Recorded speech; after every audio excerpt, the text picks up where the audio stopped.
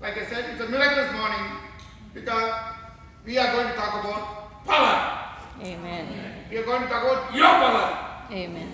We are going to talk about the divine power which most of us do not know that we have. Now tell your neighbor very softly, tell your neighbor, I have power. I have power. Now tell very loudly, shout with rejoicing, my power is Jesus! My power is Jesus. Amen!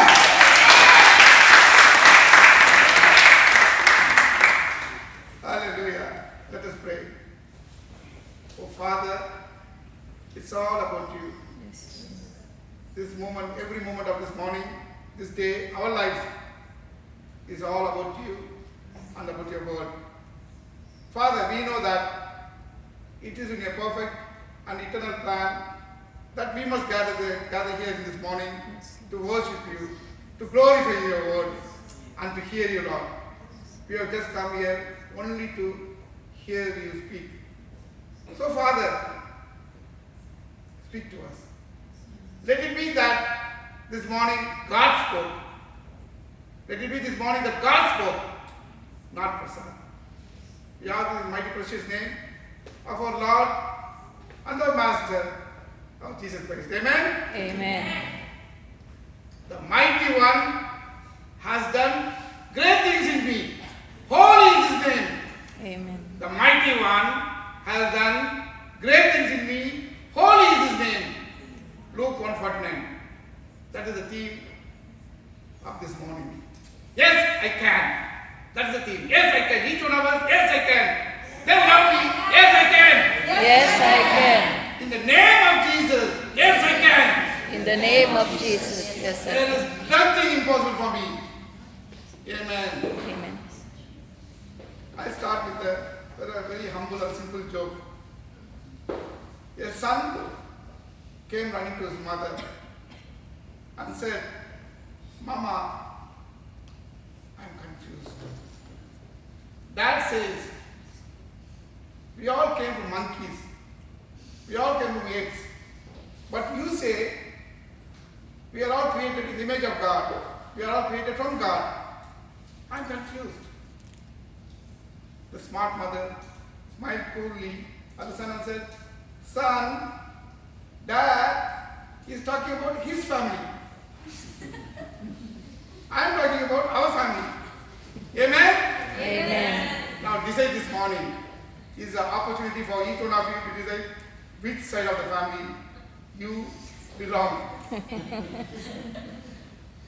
If you take it even literally, this joke, if you take it a little bit seriously, the greatest debate that goes on and on forever and ever is from where we come from.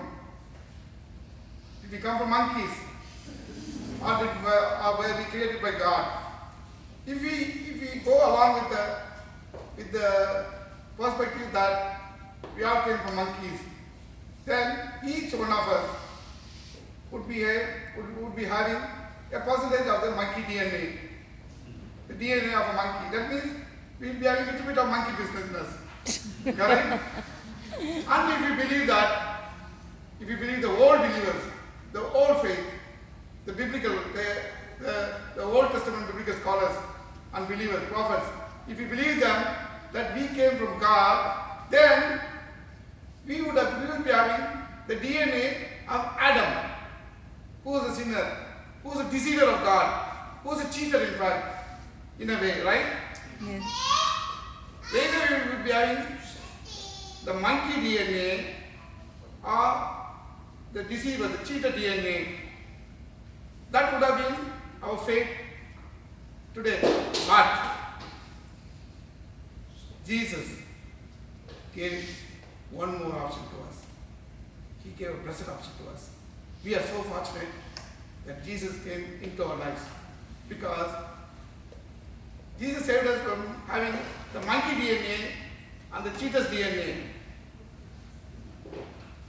He created one more clan, a new creation. He created a new group called Christians, called the believers. And you and me hopefully belong to that. How many of you are the true disciple of Christ? No one? Say yes! I'm Yes. created. I'm created by Jesus. I'm created I by belong to Jesus. Jesus. I belong to Jesus. I'm here because of Jesus. I'm here because of Jesus. Amen. Jesus said in John 10:27, my sheep hear my voice. I know them, they follow me. That is one clan. That is the Christians. My sheep hear my voice, they follow me. The followers of Christ, that is Christians. This is also said in John 10:26. You are not my sheep because you don't hear me. So there is another class. That is the believers, okay, that is the non-believers, but still created by God. They don't have monkey DNA. They have Adam DNA. But we, if we are true believers of Christ, we would be having the Christ DNA. Amen. Amen? And if we have the Christ DNA, we must be having the characteristics of Jesus. Amen. The love, the compassion, the forgiveness, to lead others to the kingdom, to lead others to salvation. That's what we'll be having. How many of you this morning think that you have the DNA of Jesus? How many of you? Amen. Say, yes, I have. Yes, yes, I have Jesus in me. Yes, I have Jesus in me. Hallelujah.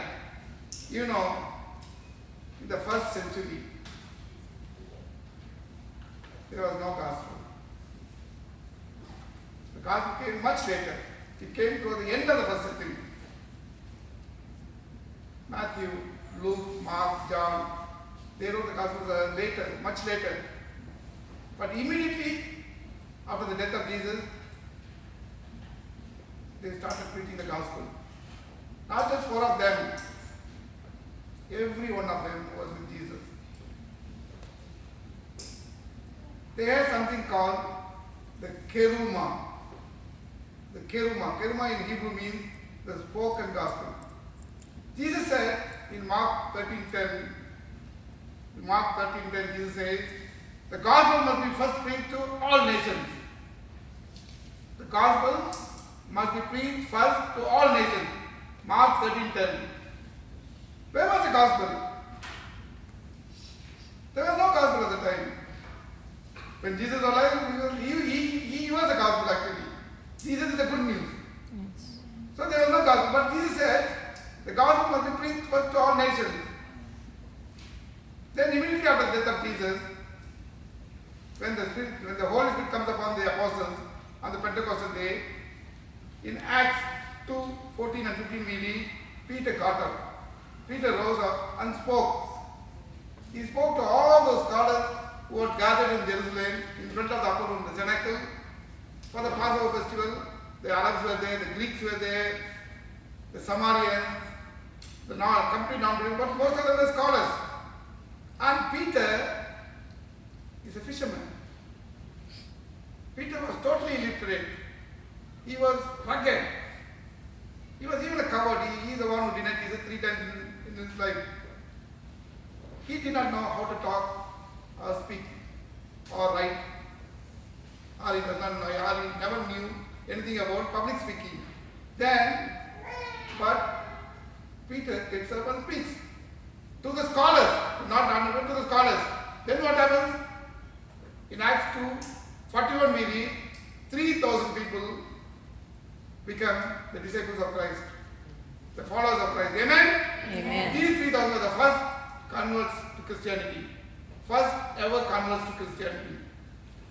3,000 people 2,000 years ago is equal to 3 million people today in the 21st millennium. Can you imagine a fisherman, an illiterate fisherman, a rugged, low society man gets up and talks the gospel, and 3 million people, in the first ever speech of Peter, 3 million people gets converted. Can you imagine the power? That is the power. The mighty one has done great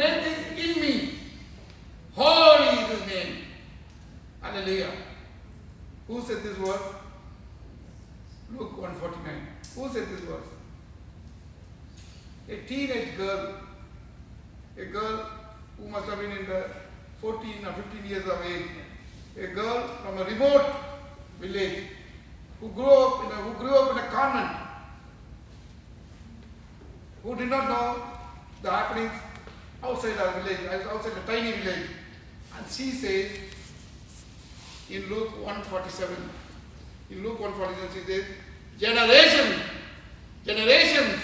would call me blessed. Generations would call me blessed. Today, indeed, generations are calling me blessed. And she says, the mighty one has done great things in me. Holy is his name. And that is applicable to every believer, every disciple of Christ, to you and me. The mighty one has done great things in you today. Maybe you are not even that.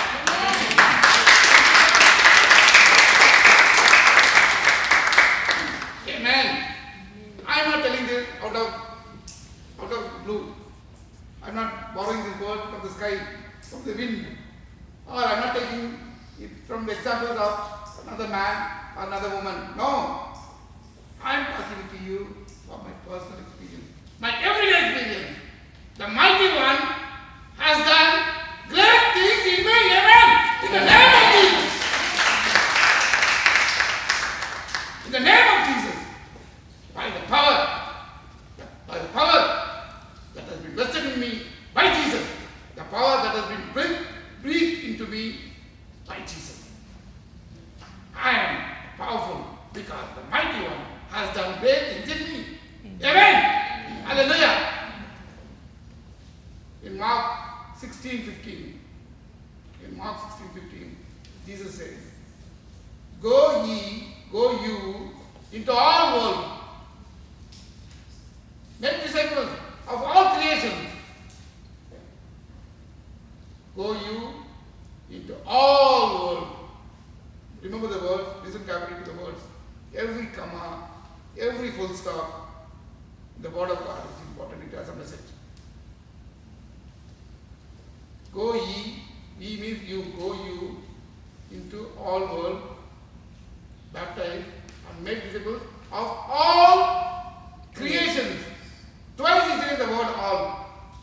Make disciples of all creations. To whom he says this? To whom he says this? To those 11 apostles who are illiterate. Most of them are fishermen. In John 20:19, we can read about their character. Who are they? John 20:19 we read, in fear of Jews, in John 20:19 we read, in fear of Jews, inside locked doors, they are hold up. In fear of Jews, they close the doors, lock the doors inside, and inside they are there. In the upper room. That means they were covered. They were hiding. And they were illiterate.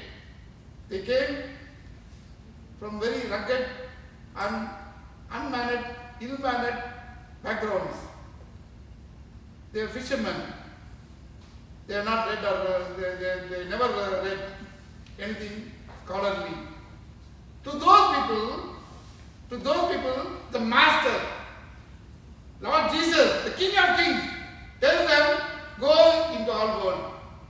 When he said this, those 11 did not know what he was talking about. But Jesus knew, because those 11 today become 3 billion. Amen? Amen. It is those 11 who have become 3 billion Christians today. Amen. So the Lord knows.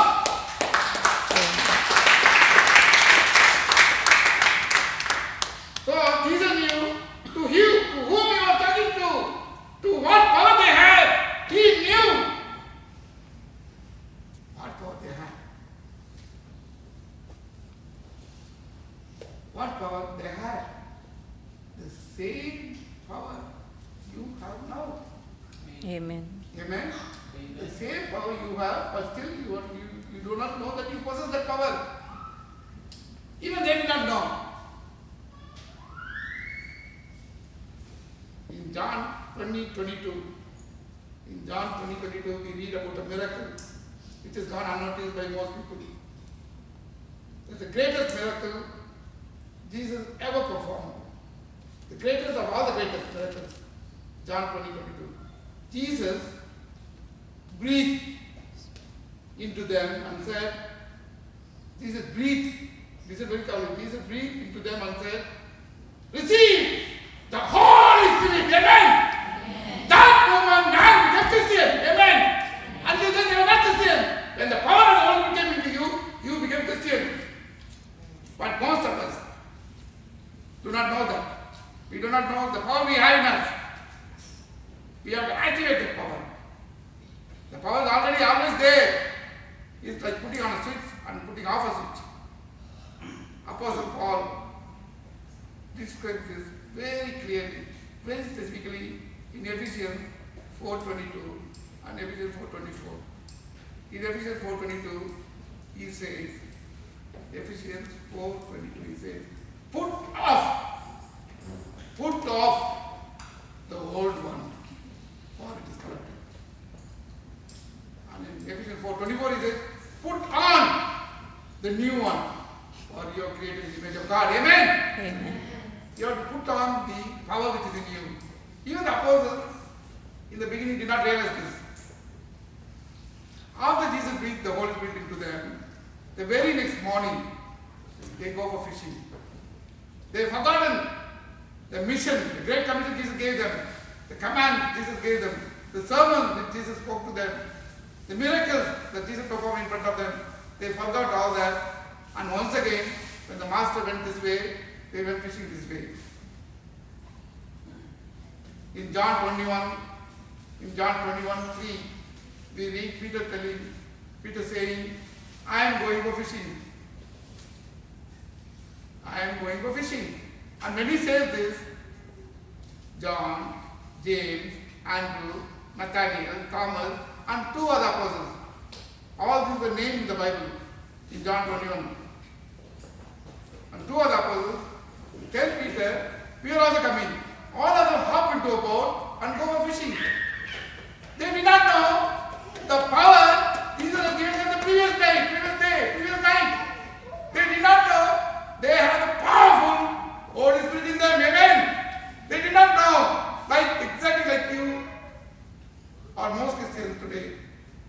Most Christians today have not realized the power in them. But when they realized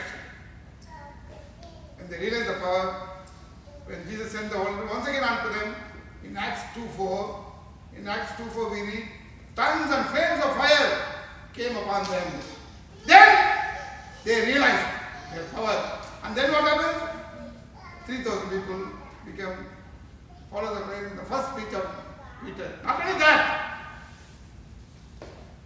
in Acts 3:6, we hear Peter saying, gold or silver we don't have. Gold or silver we don't have. But what we have, we will give you. What we have. Remember this word. What we have, we will give you. In the name of the Nazarene Jesus, walk. To who he tells this? A man who was paralytic all his life. A man who was paralytic all his life was sitting outside the synagogue, outside the church.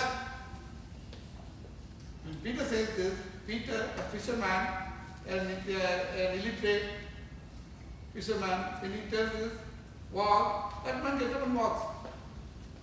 How? How did he walk? A man who all his life was paralytic. How did he walk?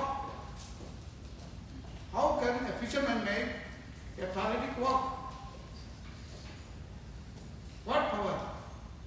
The power of Holy Spirit who is in you. The power you have. In surety of the power, being sure of the power only, Jesus told them, go into all the world and make disciples. He did not give them any money. He did not give them a flight ticket. He did not have any resources, no logistical support. in the country where they had to go. They did not even know what is the word all world means to them. Because all their life they have been in the Holy Land, the Jew, in Israel. They would have known only about Egypt, little bit about Samaria, little bit about Syria, little bit about Rome, because Romans were the rulers. Other than that, they did not know what existed beyond. They have not gone to any school any time in their life. All their life they were in the sea. But to them, when the Lord says this, it happened. Thomas came all the way to India. Andrew went all the way to Scotland and Russia. Everyone went everywhere. Today we are 3 billion. Amen. Because of the power in each one of us. Amen. Amen. And today also Jesus tells the same thing. Go into all world and make disciples. Amen. Your church would multiply into thousands. This church, Jesus, the Lamb of God, what a wonderful name, what an anointed name. Bless you, Pastor Ray, for such a wonderful name. Who would thought of this? This church would multiply in thousands and spread around, spread everywhere, if you use your power. The power in you. Still Jesus commands us. Still Jesus picks up. He does not pick up the qualified, super famous people. No. Jesus does not necessarily choose the qualified. Jesus qualifies the chosen. Amen. Amen? Amen. Jesus does not choose the qualified. He picks up, he chooses simple, humble people. Sometimes he even picks up blind people. People who cannot walk. You saw how I walk here. Jesus told me, go all over UAE. When he mentioned this to me, a few years ago, I was thrown in a corner like a sheep. I've shared this with you several times before, so you know that. I was like a sheep in a corner. And Jesus tells me, go into all world. Father, I have not read the Bible in all my life. I would have reacted the same way, I had reacted the same way, like the apostles would have reacted. What Jesus is telling me, go into all world, make disciples of all creation. Every apostle would have looked at Jesus and wondered what he's talking about. Because I wondered what Jesus is talking about. Go all over UAE. I cannot even go all over Sharjah. And what I would do, even if I go, I do not know the word. I have not read a single word of God, word from the Bible. All my 50 years of my life at that time. I have never ever touched the Bible. Then Jesus qualified, the chosen. Amen? Amen. Jesus does not forsake you. When he chooses you, he qualifies you. Amen? Amen. A blind man graduates a 3 years old master of divinity course. This is qualified. A blind man becomes honored with a PhD. This is qualified. A blind man writes 3 books. This is qualified. A blind man, not only a blind man, a man who had never ever read the Bible, writes about 6,000 years of biblical history. Why? How? This is qualified.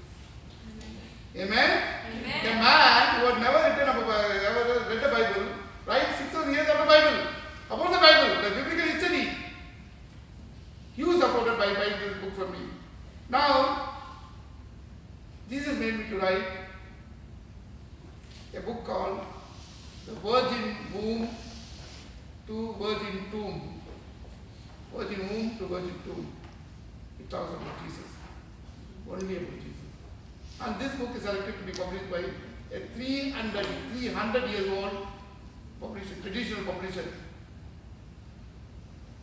That's not the miracle. The miracle is a book written by a man who had never ever touched the Bible, gets selected by seminaries, biblical seminaries, in India to be taught from as part of the curriculum. They are going to teach from that book to biblical theological students. A man who had never ever read the Bible writes a book, and this book is being taught, not only read, it is being taught to biblical scholars. Because the power Jesus has breathed into me. Amen? Amen. Then Jesus tells, okay, enough of Ajman, enough of Abu Dhabi, enough of Sharjah, enough of Dubai. You have covered 200 churches now. Go out into the world, out of the boundaries. Go out of the borders. What is he talking about? Jesus tells me, read. Go open your Bible with your blind eyes, but with your spiritual eyes. Read Mark 9:23. Read Mark 9:23. Can someone read that please? Mark 9:23. And when whoever reads that, every one of you receive that in your heart and soul and spirit. Amen. Mark 9:23. Mark 9:23. If you can, said Jesus, everything is possible for him who believes. Amen. Everything is possible to whom who believes. Everything. Everything. There is no condition there. Only this is possible, that's not possible. That is possible, this is not possible. No! Everything is possible for him, for them, for each one of you who believes. Amen. Amen. Believe Jesus and say and see how everything will become possible. Every morning when you get up. Every morning when you get up.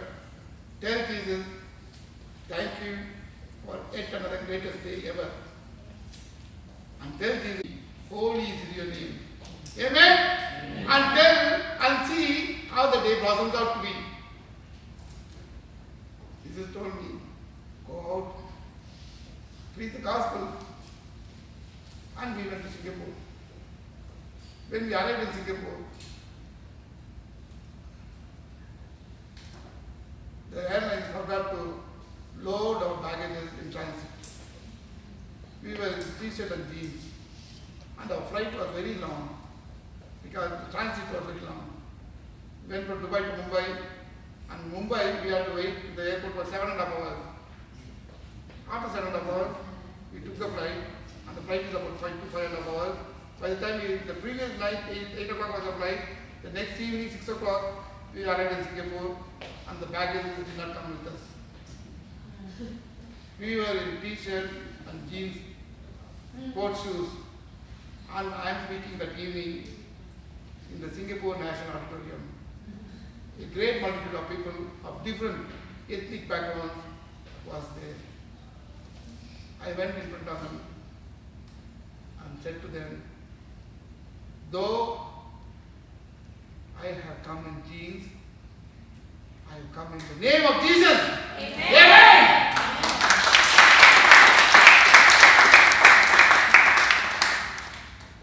Like today, though I have come without the mic, but I have come with Jesus. Amen. Amen. Amen.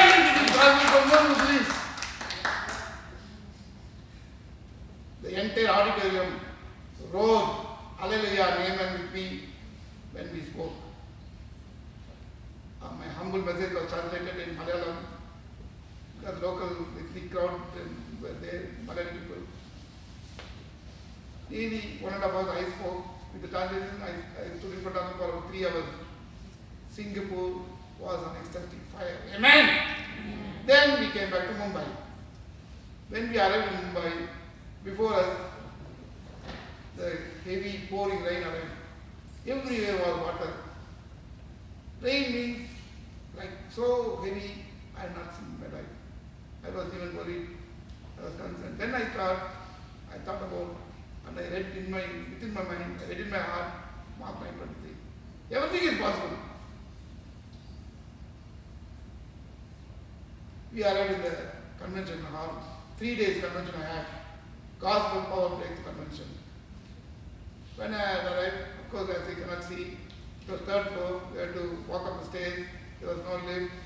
The pouring rain, all wet. We went up the stairs, and it's a huge auditorium, school auditorium they booked. I was there. I did not know how many people were sitting there. Suddenly I had commotions.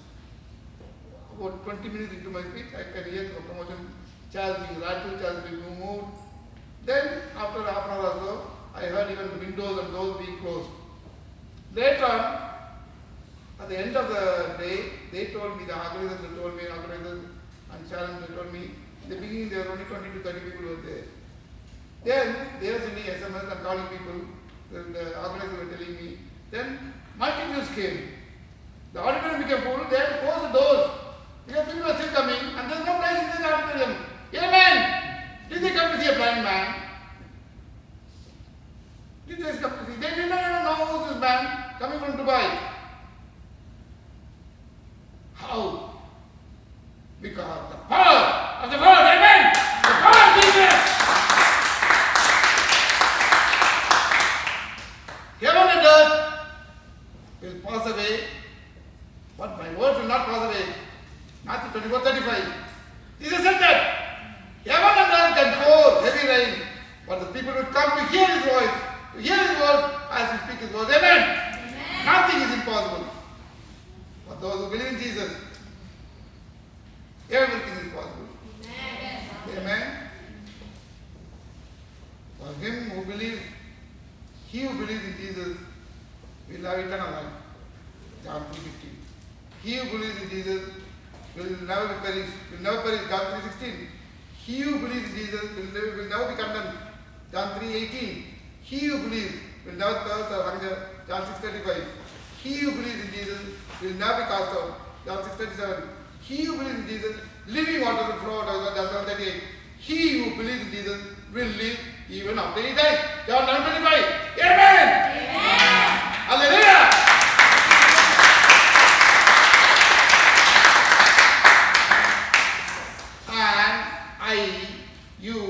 We can do all things.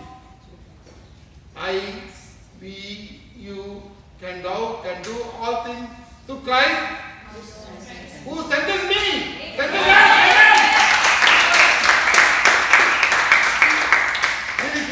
Philippians 4:13.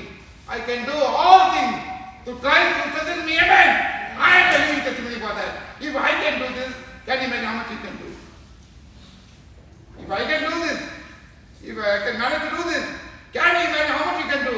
This church should multiply into millions, into thousands of people. At 2,000, amen.